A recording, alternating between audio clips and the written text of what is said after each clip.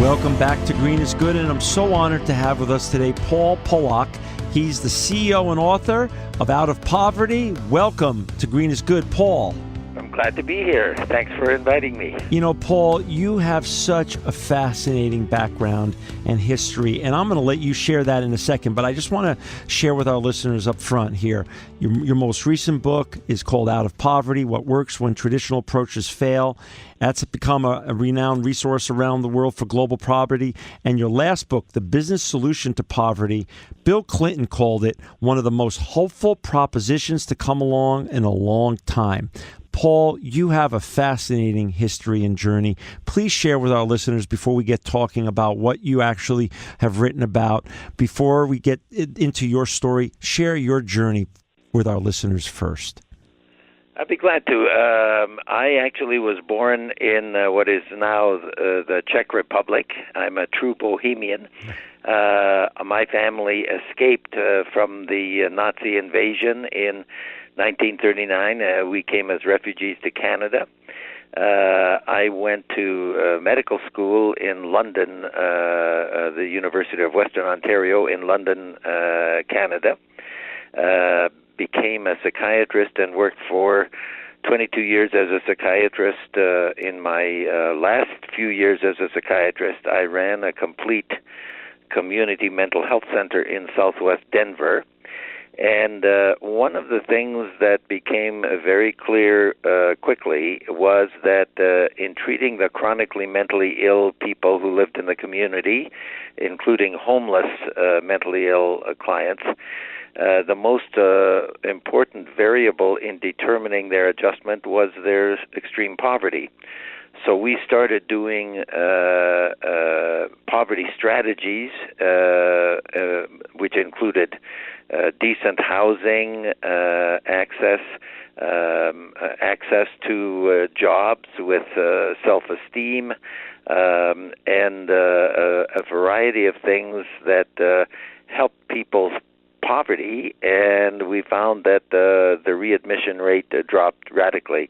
Then I got interested in how people who lived on $30 a month instead of the $300 to $800 a month that they earned in Southwest Denver.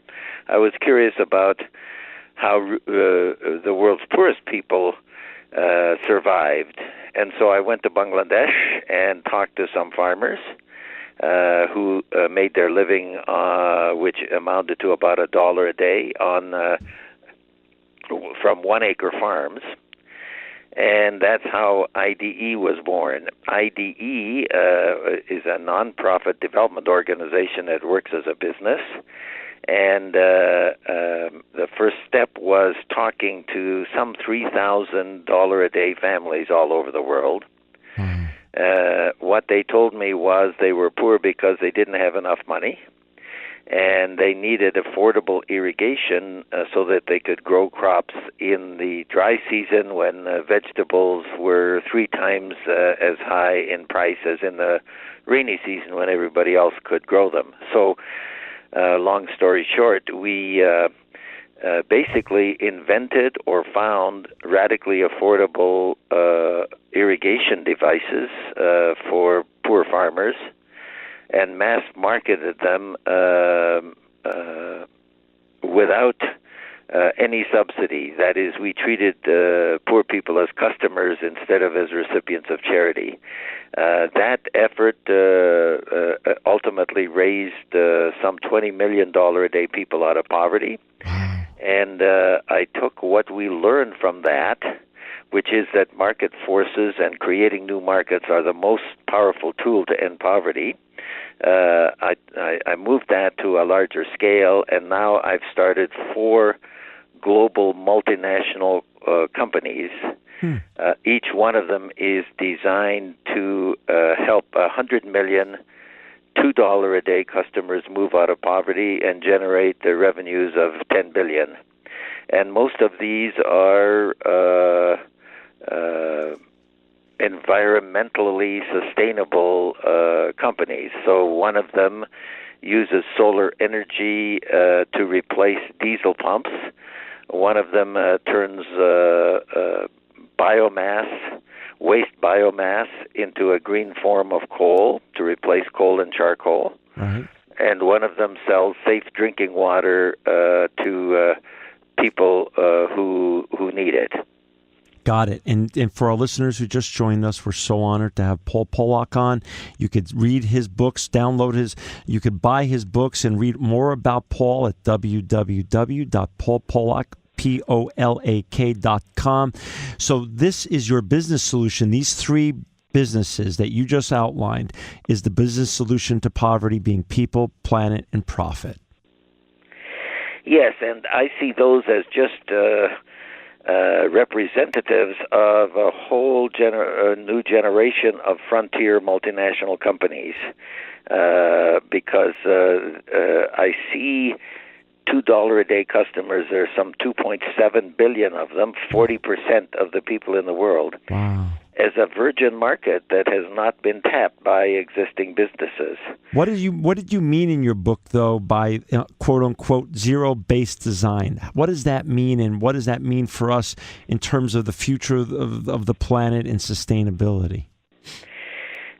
In order to effectively reach the bypassed 40% of the world's customers, we need nothing less than a revolution in how we design products and services and how we market them.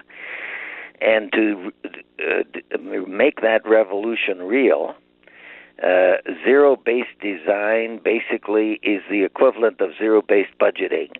In zero-based budgeting in business, companies, instead of tweaking existing budget categories like R&D, operations, and personnel, start from scratch and say, what would we do? How would we spend money if we started from scratch to design a business to meet the mission that our current business is meeting? And so in zero-based design, you make no assumptions and you start from scratch. A perfect example is there are 26 million diesel pump sets in India pumping irrigation water now, mostly in the Gangetic Delta.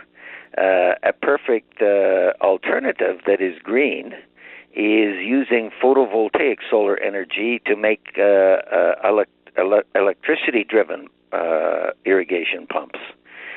But a 2 kilowatt solar-powered pump costs in the range of $7,000 in India now, which is far too expensive to be competitive with diesel pumps. So I gave a group of rocket scientists at Ball Aerospace the following challenge. I said, design me a solar photovoltaic pump that does the same as a 2 kilowatt existing pump and competes with a 5 horsepower diesel pump, but cut the price from $7,000 to $1,500, which now makes it economically competitive. Wow. They did that, but they did that by making no assumptions and starting from scratch. So, for example, when you put a solar panel on your roof in this country, it's fixed. But the optimal electricity output from a solar panel comes when it's exactly at right angles to the sun. Oh. So in the big photovoltaic systems, they incorporate computer-controlled tracking, which follows the sun on its east to west route every day. Right. But the cost of that fancy equipment is so high that it almost doesn't make an attractive difference. Now, when you adapt that problem to the situation in India, labor is about $2 a day, and the farmer who is pumping irrigation water to his crops is in the fields most of the day anyway, directing the water from one field to another. So we designed a simple hand-cranking tracking system. The engineers learned that 90% of the efficiency of continuous tracking can be attained by only moving it to 3 positions. So the farmer uses a hand crank and moves the solar panel into 3 positions during the day. That increases the efficiency of the solar system by 30%, but more importantly, it increases the hours of operation from 5 hours a day to 9 to 10 hours a day. Wow. So a simple thing like that makes a huge impact on lowering the cost of a photovoltaic system customized for developing countries. No kidding. But it requires starting from scratch and making no assumptions. Does that give you an idea of how zero-based design works? That is a great idea. And for those listeners who just joined us, we're honored to have Paul Polak on with us today, CEO and author of Windhorse International. We're talking a little bit about his book, Out of Poverty, which Business Week called offers optimism not just for those fighting poverty and those fighting to get out of it, but for any company interested in basically an untapped 1 billion person market. You can buy his books on his website, paulpolak.com, Polak.com, or Amazon.com, Barnes & Noble, other great bookstores. Paul, we talked a little bit about people, planet, and profit. You know, we hear those terms a lot in terms of the triple bottom line. Does one take precedence over the other when you're trying to drive sustainability initiatives forward, or are they all equal in the equation? Well, from my practical experience, neither of those options. Okay. I think the solution Yeah. is to build a social mission that is a mission that incorporates what's commonly described as the triple bottom line Okay. into the DNA and the overall mission of the organization. Oh, okay. So, for instance, if your mission is to sell safe drinking water at an affordable price, that is a price that the customers, $2 a day customers, deem affordable. Right. If you're successful in selling safe drinking water at an affordable price to customers who are getting sick from drinking bad water, Right. the social objective is built in and will be accomplished. The real challenge is how to make that into a profitable business. Mm-hmm. Because if you can make it into a business with attractive profits, then there is no ceiling to the amount of investment funds you can attract so you can reach scale. Correct. So the key unmet challenge is how to achieve these social goals in a way that is a cost-effective, profitable business. And that's what we're focusing on in these 3 or 4 frontier multinationals. So let's talk a little bit about one of your basic tenets of ending poverty. Is that beneficial to sustainable growth and environment in the future, or is making the society stronger, and bigger, more beneficial to ending poverty, or vice versa? I mean, like, how does this work? What comes first, the chicken or the egg, when we're trying to end poverty?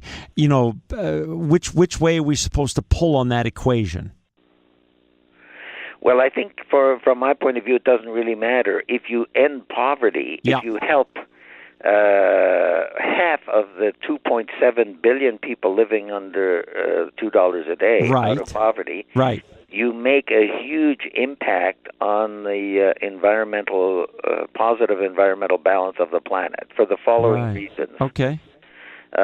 One of the biggest contributors to reduced carrying capacity of the planet is population growth. Right. The single biggest factor creating population growth is poverty. Right. The data is very clear that once you reach a certain income level in a nation's population growth rate goes down to 0. So the first issue is that poor people need large families to survive, and so if you help hundreds of millions of poor people move out of poverty, you lower population growth. Right. And population, the large and rapidly growing population of planet Earth, is a major contributor to environmental imbalance. The second thing is that really poor populations need food donated to them, and there are huge amounts of carbon expended in growing the extra food to feed people who are starving and transporting it to the people who are starving. Right. The third thing is that most of the global conflicts,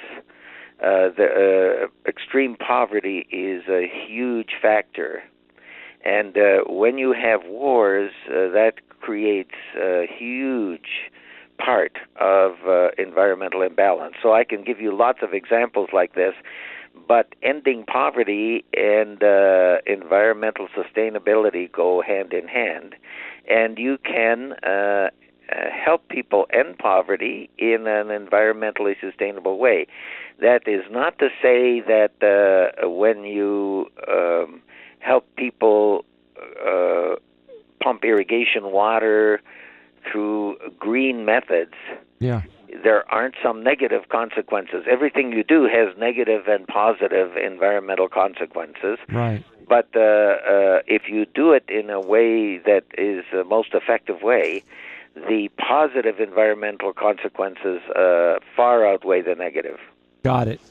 Speaking of such, there's a cost-benefit analysis to all of corporate actions, and when we take profit-seeking businesses and we green them, is that appropriate still, or is that counter to their profit and their bottom line?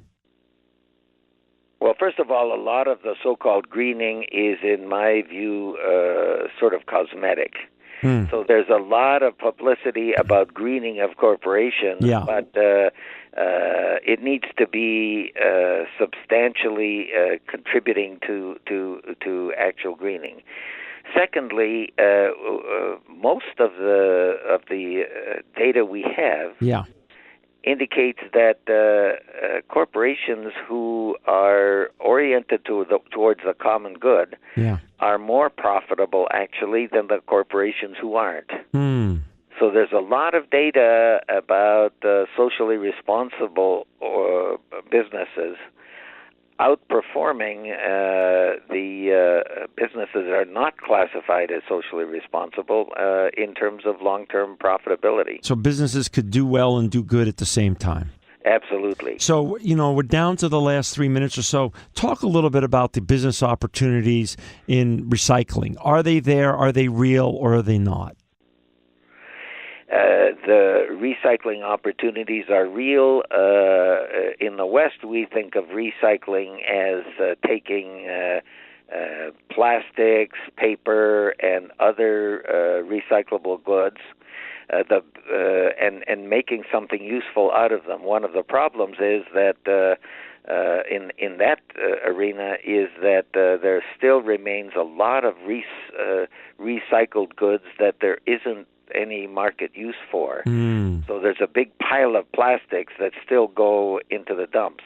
But if you look at this on a global scale, not from the Western developed countries, one of the huge opportunities for recycling is agricultural waste.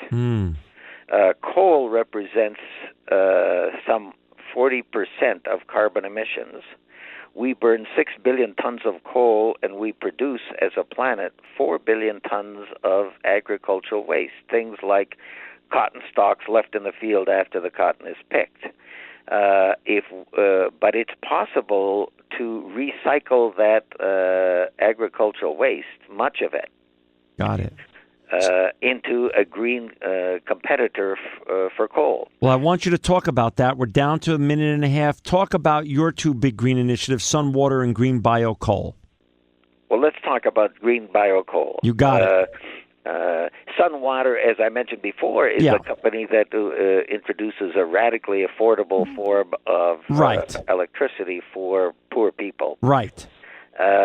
Green coal takes agricultural waste and through a process called torrefaction, which is heating it to 300 degrees in the absence of oxygen for about 3 hours, it transforms it into a blackened substance. When it's compressed into briquettes, you can substitute it for coal in, for example, coal-fired utility plants. Wow. And lower carbon emissions by doing that. That is a potential $250 billion market.